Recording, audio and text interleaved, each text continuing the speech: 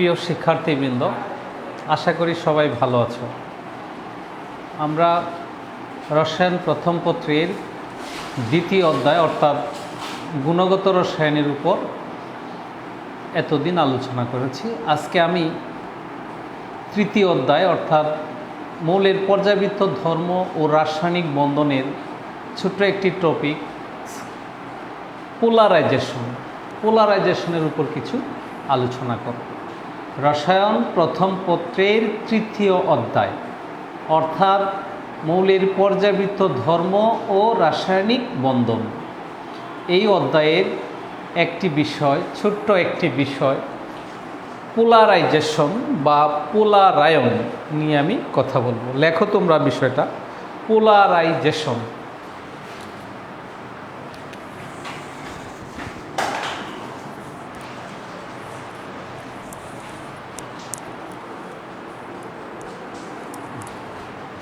Polarisation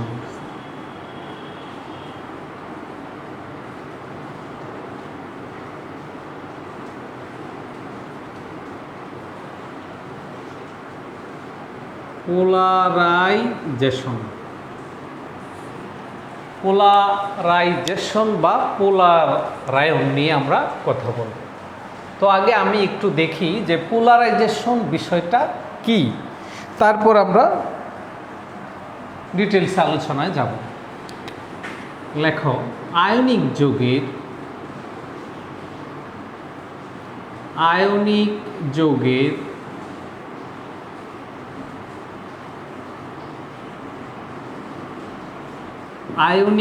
যৌগের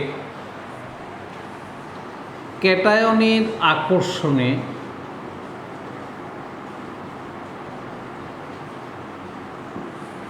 ionic যৌগের ক্যাটায়নের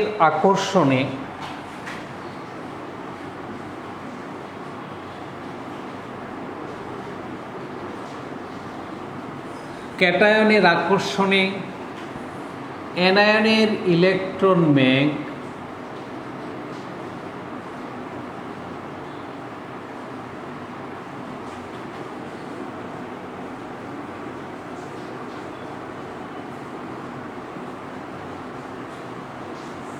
ionic যৌগের ক্যাটায়নের আকর্ষণে অ্যানায়নের ইলেকট্রন ব্যাংক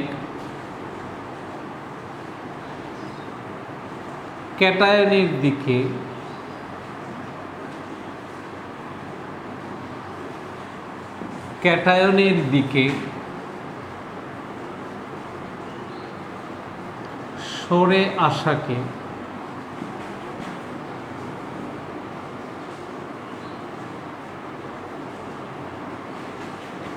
পোলারায়ন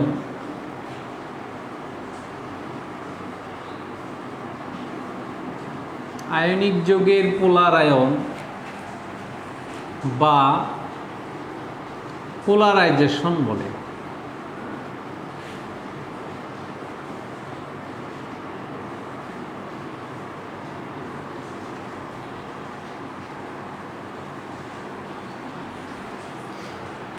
আয়নিক যৌগের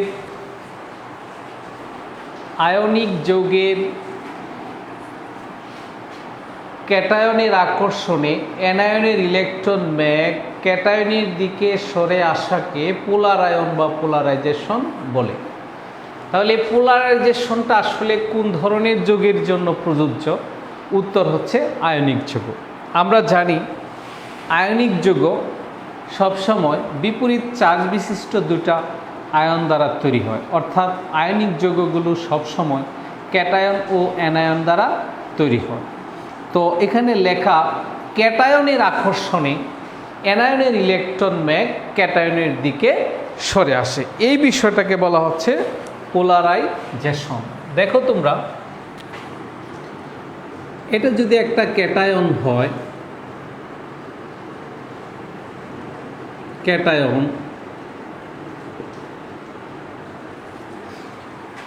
ওটাকে যদি আমরা একটা অ্যানায়ন বলি,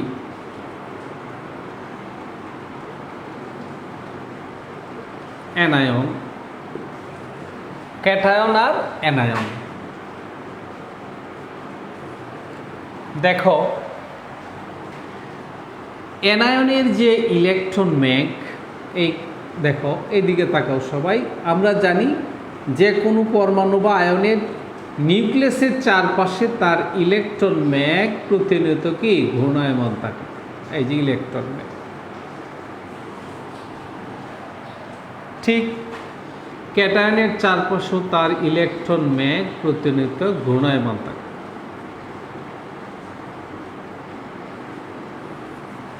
ঠিক আছে, দেখো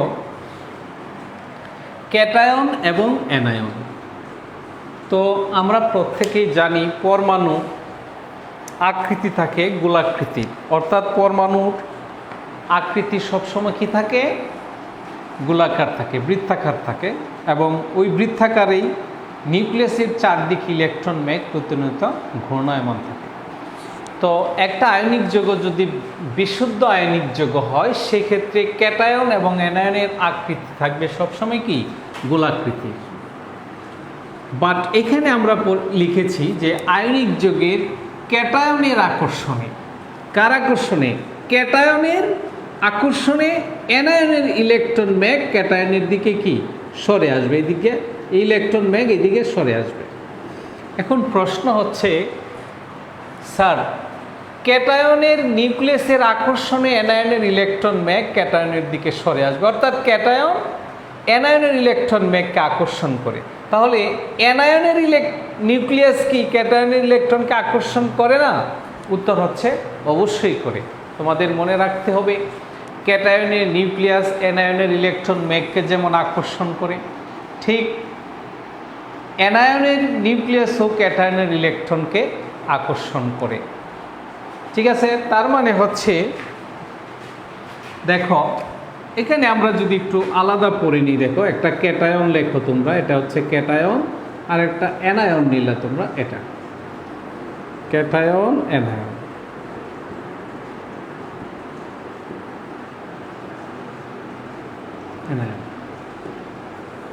দেখো ক্যাটায়নের ইলেকট্রন ম্যাগ, অ্যানায়নের ইলেকট্রন ম্যাগ।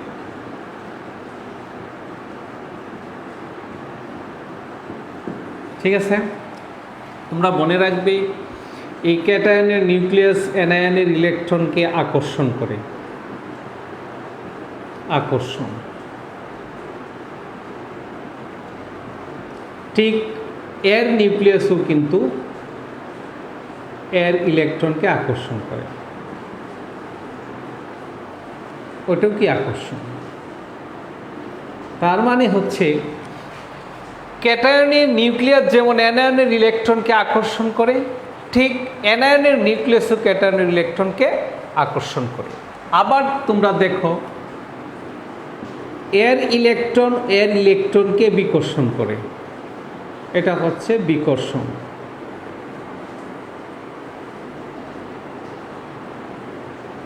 বিকর্ষণ, ঠিক ওর নিউক্লিয়াসও তার নিউক্লিয়াসকে বিকর্ষণ করে, বিকর্ষণ। তাহলে আমরা একটু বুঝে নিলাম যে বিপরীত চার্জ বিশিষ্ট দুইটা আয়ন দ্বারা যখন একটা আয়নিক যৌগ গঠিত হয়, তখন ক্যাটায়ন ও অ্যানায়নের নিউক্লিয়াস একে অপরের ইলেকট্রনকে যেমন আকর্ষণ করে, ঠিক ক্যাটায়ন ও অ্যানায়নের ইলেকট্রন পরস্পরকে বিকর্ষণ করে, এমনকি নিউক্লিয়াসকেও বিকর্ষণ করে। তাহলে ক্যাটায়নের নিউক্লিয়াসের আকর্ষণে অ্যানায়নের ইলেকট্রন ম্যাগ কি করে ক্যাটায়নের দিকে সরে আসে, ক্যাটায়নের আকর্ষণে অ্যানায়নের ইলেকট্রন ম্যাগ ক্যাটায়নের দিকে সরে আসে, কি করে সরে আসে? উত্তর হচ্ছে, দেখো তোমরা, আমরা কিন্তু পড়েছি ক্যাটায়ন কিভাবে তৈরি হয়। একটা পরমাণু তার শেষ শক্তি স্তরের সবগুলা ইলেকট্রন ত্যাগ করে কিন্তু ক্যাটায়নে পরিণত হয়, অর্থাৎ একটা পরমাণু যখন ক্যাটায়নে পরিণত হয় তখন তার একটা শক্তি স্তর কমে যায়, অর্থাৎ পরমাণুর চেয়ে ক্যাটায়নের ব্যাসার্ধ ছোট। ঠিক একইভাবে আমরা বলবো পরমাণু যখন অ্যানায়নে পরিণত হয় তখন কিন্তু তার এই শক্তি স্তর বাড়ে না বা কমে না, কিন্তু ইলেকট্রনের বিকর্ষণের জন্য অ্যানায়নের আকারটা বড় হয়ে যায়, অর্থাৎ পরমাণুর চেয়ে অ্যানায়নের ব্যাসার্ধ বড়। তাহলে স্বাভাবিক দৃষ্টিকোণ থেকে আমরা বলতে পারি যে ক্যাটায়ন এবং অ্যানায়ন যখন আয়নিক যৌগে পরিণত হয় তখন ক্যাটায়নের আকারটা স্বাভাবিকভাবে ছোট থাকে আর অ্যানায়নের আকারটা স্বাভাবিকভাবে কি বড় থাকে, যার জন্য অ্যানায়নের নিউক্লিয়াস দ্বারা অ্যানায়নের নিউক্লিয়াস অ্যানায়নের ইলেকট্রনকে ধরে রাখতে পারে না। অ্যানায়নের নিউক্লিয়াসের সাথে ইলেকট্রনের দূরত্বটা বেশি হয়, অ্যানায়নের নিউক্লিয়াস তার ইলেকট্রনকে ধরে রাখতে পারে না, ঠিক আছে, যার জন্য ক্যাটায়নের নিউক্লিয়াস দ্বারা অ্যানায়নের ইলেকট্রনটা আকর্ষিত হয়ে এই অ্যানায়নের ইলেকট্রন ম্যাগ ক্যাটায়নের দিকে সরে আসে। তাহলে আমরা একটু ডিটেলসটা পড়ি এখন, লেখো সবাই।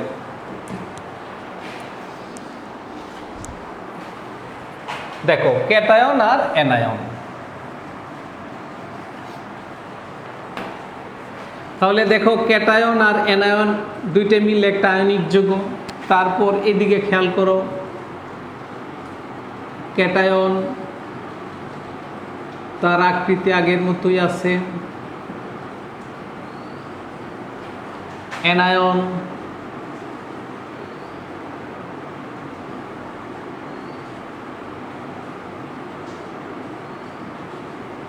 দেখো ইলেকট্রন ম্যাগ ক্যাটায়নের দিকে কিছুটা সরে আসলো, অ্যানায়নের ইলেকট্রন ম্যাগ দেখো ক্যাটায়নের দিকে কিছুটা সরে আসলো। তাহলে এটা কি, যেহেতু ক্যাটায়নের নিউক্লিয়াসের আকর্ষণে অ্যানায়নের ইলেকট্রন ম্যাগ ক্যাটায়নের দিকে কিছুটা সরে আসছে, তার মানে এটা কি আর পুরো বিশুদ্ধ আয়নিক না, এটাকে আমরা বলবো আংশিক আয়নিক অথবা আংশিক সমযোজী।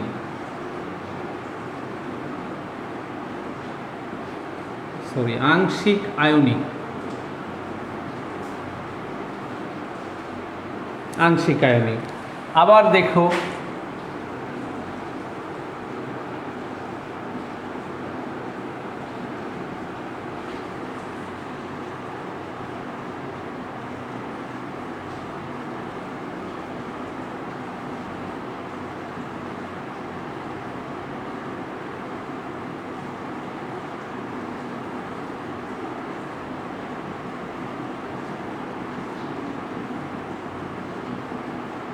এটাকে বলা হয় পোলার সমযোজী, পোলার সমযোজী, সমযোজী। এটাই আবার হয়ে যাবে বিশুদ্ধ সমযোজী। দেখো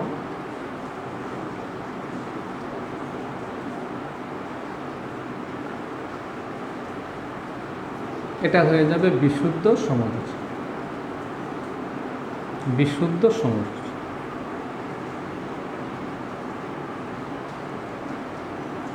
দেখো একটা আয়নিক যৌগ ক্যাটায়ন এবং অ্যানায়ন দ্বারা গঠিত, ক্যাটায়নের নিউক্লিয়াসের আকর্ষণে অ্যানায়নের ইলেকট্রন ম্যাগ তার দিকে সরে আসে, আসলে ছিল কি বিশুদ্ধ আয়নিক, কি ছিল বিশুদ্ধ আয়নিক, বিশুদ্ধ আয়নিক ছিল। ক্যাটায়নের নিউক্লিয়াসে অ্যানায়নের ইলেকট্রন ম্যাগ যখন ক্যাটায়নের দিকে কিছুটা সরে আসলো তখন এটা হয়ে গেল আংশিক আয়নিক, তার মানে ছিল কি বিশুদ্ধ আয়নিক, হয়ে গেছে কি আংশিক আয়নিক, তারপর কি হয়ে গেছে পোলার সমযোজী, সবশেষ হয়ে গেল বিশুদ্ধ সমযোজী। অর্থাৎ বিপরীত চার্জ বিশিষ্ট দুইটি আয়ন দ্বারা যখন আয়নিক যৌগ গঠিত হয় তখন ক্যাটায়নের নিউক্লিয়াসে অ্যানায়নের ইলেকট্রন ম্যাগ ক্যাটায়নের দিকে আস্তে আস্তে বা ধীরে ধীরে সরে আসতে থাকলে এক সময় ইলেকট্রন ম্যাগ দুই পরমাণু নিউক্লিয়াসের মাঝামাঝি থেকেই চলে যায়। আমরা জানি দুই পরমাণু নিউক্লিয়াসের মাঝামাঝিতে ইলেকট্রন থাকলে সেটা কি হয়ে যায় সমযোজী বন্ধন। তাহলে বলো কি ধরনের যৌগ ছিল আয়নিক, আস্তে কি হয়ে পরে কি হয়ে গেল আংশিক আয়নিক, তারপর কি হয়ে গেল পোলার সমযোজী, সবশেষে হয়ে গেল সমযোজী। তাহলে পোলারাইজেশন হচ্ছে এমন একটি বিষয় যে যার প্রভাবে আয়নিক যৌগগুলার সমযোজী চরিত্র বেড়ে যায় অথবা আয়নিক যৌগের আয়নিক বৈশিষ্ট্য হ্রাস পায় এবং সমযোজী বৈশিষ্ট্য কি বেড়ে যায়। তো আমরা প্রত্যেকেই মনে রাখব যে পোলারাইজেশনের ফলে আয়নিক যৌগের সমযোজী বৈশিষ্ট্য বেড়ে যায়।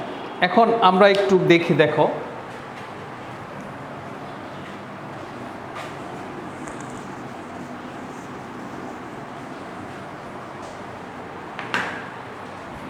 লেখো পোলারাইজেশন, সবাই লেখো আয়নিক যৌগের পোলারাইজেশন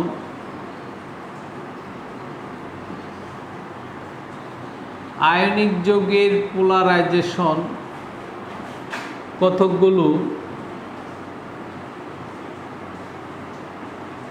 কতগুলো শর্ত দ্বারা নিয়ন্ত্রিত হয়।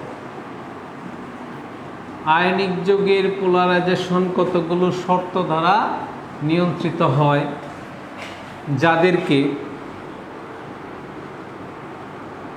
যাদেরকে ফাজানের নীতি বলা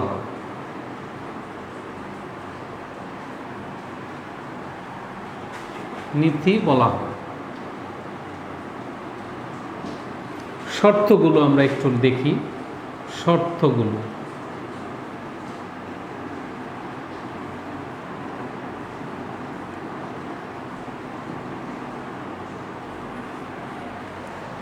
আয়নিক যৌগের পোলারাইজেশন কতগুলো শর্ত দ্বারা নিয়ন্ত্রিত হয়, যাদেরকে ফাজানের নীতি বলা হয়। শর্তগুলো দেখো। নাম্বার 1, ক্যাটায়ন ও অ্যানায়নের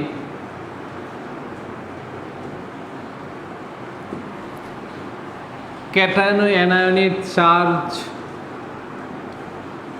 বেশি হলে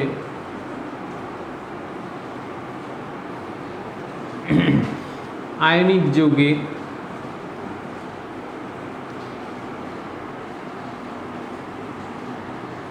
অধিক পোলারাইজেশন ঘটে। অধিক পোলারাইজেশনের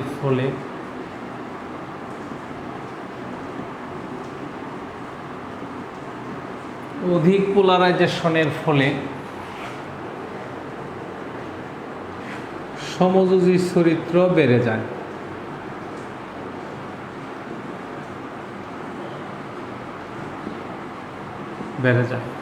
ক্যাটায়ন ও অ্যানায়নের চার্জ বেশি হলে আয়নিক যৌগে অধিক পোলারাইজেশনের ফলে সমযোজী চরিত্র বেড়ে যায় এবং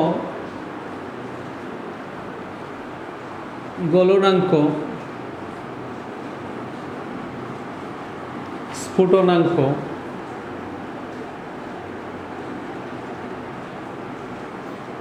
দ্রাব্যতা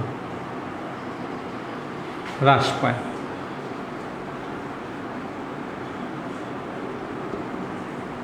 দেখো 1 নম্বরে কি লিখছি, ক্যাটায়ন ও অ্যানায়নের চার্জ বেশি হলে আয়নিক যৌগে অধিক পোলারাইজেশনের ফলে সমযোজী চরিত্র বেড়ে যায় এবং গলনাঙ্ক, স্ফুটনাঙ্ক দ্রাব্যতা হ্রাস পায়। একটা উদাহরণ আমরা দেখি। দেখো, মনে করো sodium chloride, aluminium chloride, sodium chloride আর অ্যালুমিনিয়াম ক্লোরাইড, ঠিক আছে? দুইটাই কিন্তু আয়নিক যৌগ। সোডিয়াম হচ্ছে cation, chloride anion, aluminium cation, আর এটা কি অ্যানায়ন। তাহলে দেখো দুইটা যোগে কিন্তু anion same chloride, but cation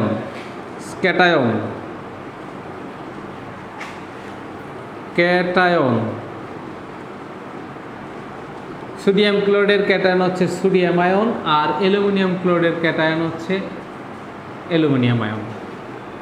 ক্যাটায়নের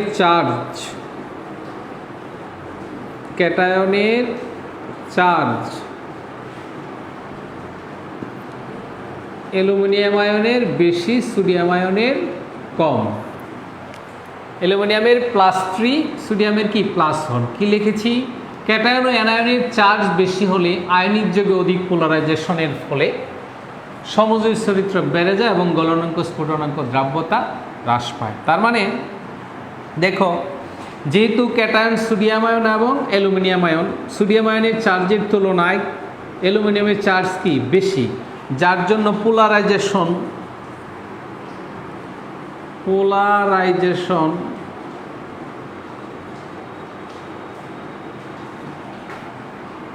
মাত্রা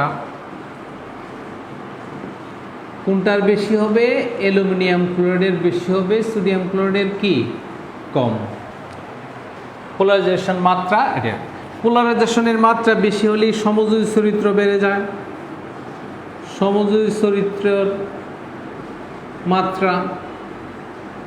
মাত্রার ক্রমটা কী হবে? পোলারাইজেশন বেশি হলেই সমযোজী চরিত্র বেড়ে যায়। ঠিক আছে, তার মানে সোডিয়াম ক্লোরাইড এবং অ্যালুমিনিয়াম ক্লোরাইড দুটির যৌগ আয়নিক হওয়া সত্ত্বেও সোডিয়াম ক্লোরাইডের তুলনায় অ্যালুমিনিয়াম ক্লোরাইড যৌগে পোলারাইজেশনের মাত্রা বেশি হয়। সোডিয়াম ক্লোরাইডের তুলনায় অ্যালুমিনিয়াম ক্লোরাইড অধিক সমযোজী, যার জন্য সোডিয়াম ক্লোরাইডের দেখো সোডিয়াম ক্লোরাইডের গলনাঙ্ক কত আমরা জানি, 801 ডিগ্রি সেলসিয়াস। অপরদিকে অ্যালুমিনিয়াম ক্লোরাইডের গলনাঙ্ক মাত্র 180 ডিগ্রি সেলসিয়াস। তাহলে স্বাভাবিকভাবেই তোমরা দেখতে পাচ্ছ সোডিয়াম ক্লোরাইডের তুলনায় অ্যালুমিনিয়াম ক্লোরাইডের গলনাঙ্ক কি কম? হ্যাঁ, এরকমভাবে স্ফুটনাঙ্ক, দ্রাব্যতা সোডিয়াম ক্লোরাইডের তুলনায় অ্যালুমিনিয়াম ক্লোরাইডের কম। তো আমরা বিষয়টাকে কিভাবে ব্যাখ্যা করব?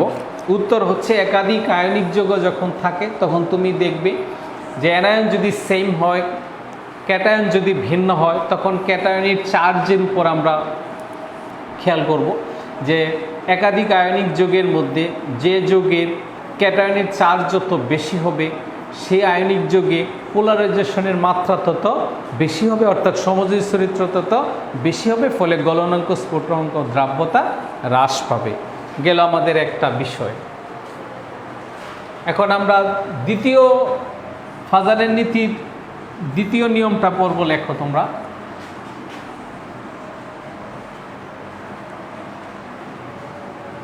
দ্বিতীয়টা লেখো।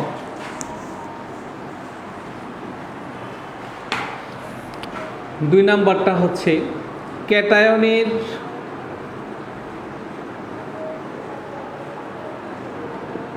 ক্যাটায়নের আকার যত ছোট হবে এবং অ্যানায়নের আকার যত বড় হবে,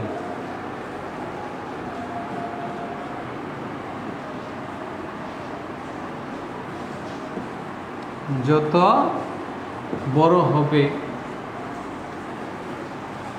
ক্যাটায়নের আকার যত ছোট এবং অ্যানায়নের আকার যত বড় হবে, আয়নিক যৌগে পোলারাইজেশনের মাত্রা তত বেশি হবে। পোলারাইজেশন মাত্রা তত বেশি হবে এবং সমযোজী চরিত্র বেড়ে যাবে। সমযোজী চরিত্র বেড়ে যায়, ফলে গলনাঙ্ক, স্ফুটনাঙ্ক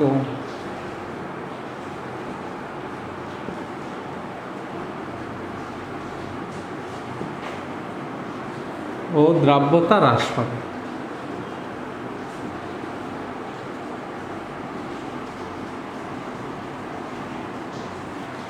ক্যাটায়নের আকার যত ছোট এবং অ্যানায়নের আকার যত বড় হবে, আয়নিক যৌগে পোলারাইজেশনের মাত্রা তত বেশি হবে, সমযোজী চরিত্র বেড়ে যাবে, ফলে গলনাঙ্ক, স্ফুটনাঙ্ক, দ্রাব্যতা হ্রাস পাবে।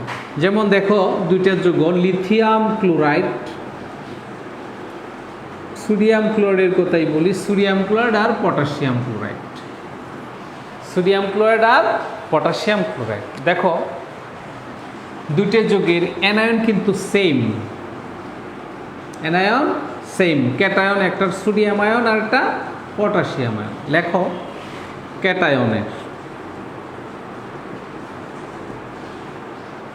ক্যাটায়নের আকার লিখে ফেলি আমরা। ক্যাটায়নের আকার সোডিয়াম আয়ন, পটাশিয়াম আয়ন আমরা জানি গ্রুপ 1-এর মৌল তারা, সোডিয়ামের নিচে পটাশিয়াম, অর্থাৎ পটাশিয়ামের আকারটা কি? পটাশিয়াম আয়নের আকারটা বড়, সোডিয়াম আয়নের আকারটা কি? ছোট। তো আমরা শিখেছি একাধিক আয়নিক যৌগের যে যৌগের ক্যাটায়নের আকার যত ছোট, একাধিক আয়নিক যৌগের যে যৌগে ক্যাটায়নের আকার যত ছোট ওই যৌগে পোলারাইজেশনের মাত্রা তত বেশি। তাহলে পোলারাইজেশনের মাত্রাটা কি হবে? দুইটা যৌগের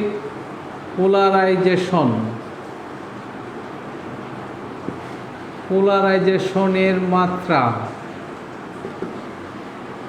সোডিয়াম ক্লোরাইডের বেশি, পটাশিয়াম ক্লোরাইডের কি কম পোলারাইজেশনের মাত্রা। তো সমযোজী চরিত্রের মাত্রাও আমরা লিখতে পারি সেম, পোলারাইজেশন বেশি হলেই সমযোজী চরিত্র বেশি। সমযোজী চরিত্রের মাত্রা sodium chloride is greater than potassium chloride. তো গলনাঙ্ক স্ফুটনাঙ্ক তো তোমরা বুঝছোই। গলনাঙ্ক বা স্ফুটনাঙ্ক বা দ্রাব্যতা ক্রম পটাশিয়াম ক্লোরাইডের বেশি আর সোডিয়াম ক্লোরাইডের কি কম।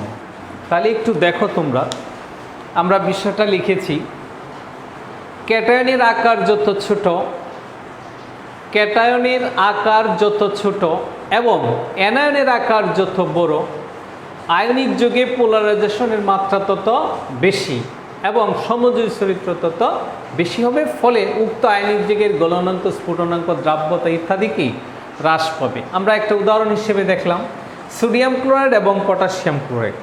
সোডিয়াম ক্লোরাইড এবং পটাশিয়াম ক্লোরাইড দুটো যৌগের অ্যানায়ন কিন্তু same, chloride ion, but cation যথাক্রমে সোডিয়াম আয়ন এবং পটাশিয়াম আয়ন।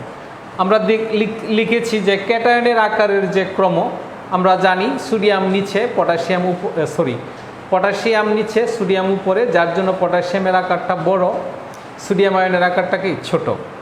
তো যেহেতু সোডিয়াম আয়নের আকার ছোট এবং আমরা লিখেছি ক্যাটায়নের আকার যত ছোট ওই আয়নিক যৌগে পোলারাইজেশন তত বেশি হবে, যার জন্য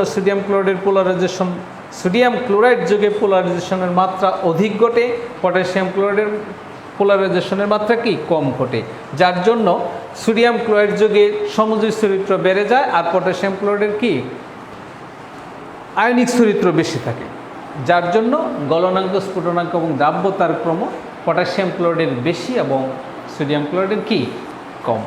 ঠিক আছে, তো আমরা ক্যাটায়নের এখানে দুইটা লিখেছি, দেখো ক্যাটায়নের আকার আর একটা ছিল অ্যানায়নের আকার। আমার উদাহরণটা ছিল ক্যাটায়নের আকার ভিত্তিক, এখন আমরা একটা উদাহরণ দেখব অ্যানায়নের আকারের উপর ভিত্তি করে। দেখো তোমরা সবাই দেখো সোডিয়াম ফ্লোরাইড আর সোডিয়াম ক্লোরাইড দুইটা আয়নিক যৌগ। সোডিয়াম ফ্লোরাইড আর সোডিয়াম ক্লোরাইড দুইটা যৌগে দেখো ক্যাটায়ন কিন্তু same, sodium ion, but anion fluoride ion আর ক্লোরাইড আয়ন। তোমরা জানো যে ফ্লুরিন, ক্লোরিন, ব্রোমিন এরা হচ্ছে গ্রুপ 17 মৌল, ফ্লুরিনের নিচে ক্লোরিন, যার জন্য ফ্লোরাইডের তুলনায় ক্লোরাইডের আকার কি বড়। তাহলে অ্যানায়নের আকারের ক্রমটা আমরা লিখি, অ্যানায়নের আকার এর ক্রম, ক্লোরাইডের আকার বড় আর ফ্লোরাইডের আকার কি ছোট। দ্বিতীয়তে হলো পোলারাইজেশনের মাত্রার ক্রম, পোলারাইজেশনের মাত্রা। তো উপরে লিখেছি দেখো অ্যানায়নের আকার যত বড় হবে আয়নিক যৌগে পোলারাইজেশনের মাত্রা তত বেশি হবে। অ্যানায়নের আকার যত বড় হবে, কারণ তোমরা একটু আগে শুনেছ অ্যানায়নের আকার যত বড় হইতে থাকবে ওই অ্যানায়নের নিউক্লিয়াসের সাথে ইলেকট্রনের আকর্ষণ তত হ্রাস পেতে থাকবে। ফলে অ্যানায়নের আকার বড় হওয়ার সাথে সাথে ওই অ্যানায়নের নিউক্লিয়াস কর্তৃক তার ইলেকট্রন ম্যাগ কম শক্তিতে আকৃষ্ট থাকে। যার জন্য পোলারাইজেশনের মাত্রা বেশি হবে সোডিয়াম ফ্লোরাইডের। ঠিক আছে, এটা তো পোলারাইজেশনের মাত্রা বাড়ার সাথে সাথেই তো সমযোজী চরিত্রের মাত্রা বেড়ে যাবে। সমযোজী চরিত্রের মাত্রা বেড়ে যাবে। সেম এই যে, আর সমযোজী চরিত্রের মাত্রা বাড়লে তো গলনাঙ্ক স্ফুটনাঙ্ক দ্রাব্যতা হ্রাস পায়, অর্থাৎ সোডিয়াম ফ্লোরাইডের তুলনায় সোডিয়াম ক্লোরাইড যৌগের গলনাঙ্ক স্ফুটনাঙ্ক দ্রাব্যতা কি কম। আমাদের 2 নাম্বার নীতি গেল। 3 নাম্বার ফাজানের নীতির 3 নাম্বার কথা দেখো।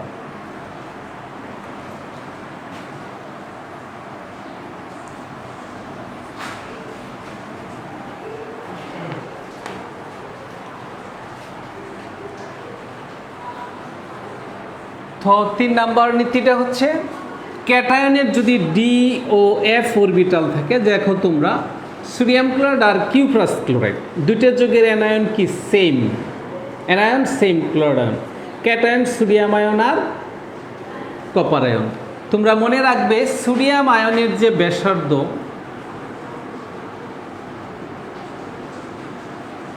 সোডিয়াম আয়নের ব্যাসার্ধ 0.095, ঠিক কপার আয়নের ব্যাসার্ধ প্রায় কাছাকাছি। ঠিক আছে, ন্যানোমিটার। তো দুইটার ক্যাটায়নের আকার কি প্রায় সমান। বাট তোমরা মনে রাখবে যদি দুইটা ক্যাটায়নের আকার সেম হয়, বাট একটা ক্যাটায়নের ইলেকট্রন বিন্যাসে যদি ডি অরবিটাল থাকে, ডি অরবিটাল, তখন এই ডি অরবিটাল থাকলে নিউক্লিয়াসের চার্জ কি থাকে বেশি থাকে, তখন সেখানে কি এই পোলারাইজেশনের মাত্রা বেড়ে যায়। ঠিক আছে, আমরা আগামী দিন ওই বিষয়টা নিয়ে আবার কথা বলবো। সবাইকে ধন্যবাদ।